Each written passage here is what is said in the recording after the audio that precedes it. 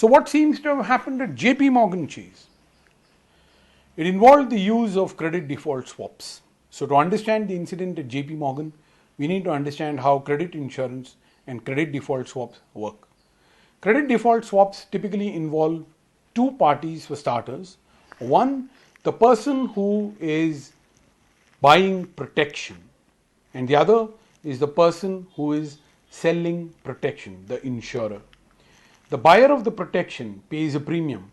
The seller of the protection receives the premium, makes a payment if something goes wrong. What could go wrong?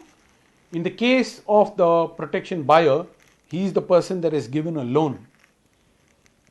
If the borrower of that loan fails to repay the loan, then the insurer will repay the lender the money.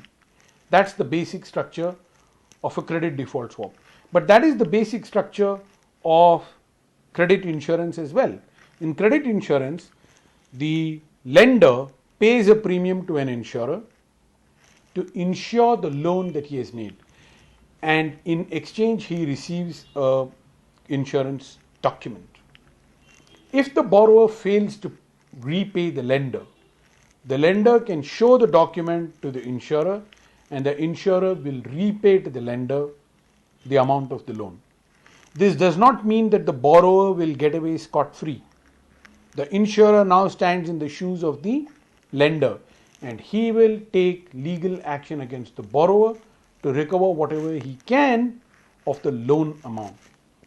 That recovery could be entire or it could be partial, but the headache of the legal process is not the lenders, it is the insurers. So that's the advantage of credit insurance. A credit default swap works very similarly, excepting that the credit insurance is tradable. That means the contract of insurance that the lender received from the insurer can be sold by the lender to a speculator for a profit. But why would a speculator buy the credit insurance? Why would the lender sell the credit insurance? To understand that a little simply, let's look at a car. You might have a car, and the normal insurance premium that you pay on it for regular usage from home to work and back is an ordinary sum of money. However, imagine a car that is about to hit a concrete wall 6 feet thick. It's going to be destroyed for sure because the car is driving at 200 kilometers an hour. Imagine that the driver could press the pause button, call the insurance company and ask, how much will you insure my car for? If the insurance company knew what was going to happen next, it's very simple. The insurance company will ask for the full value of the car to be paid as premium. Press play, car hits the wall, the car is completely destroyed. The insurance company returns the amount that it collected, which is the full value of the car. That's how insurance works. So here's what happened. When the car was running around normally, the insurance premium was low. As the chance of an accident grew, the insurance premium grew. So it is with credit insurance. If the borrower is doing well, insurance costs less. If the borrower looks like he's in trouble, the insurance costs more.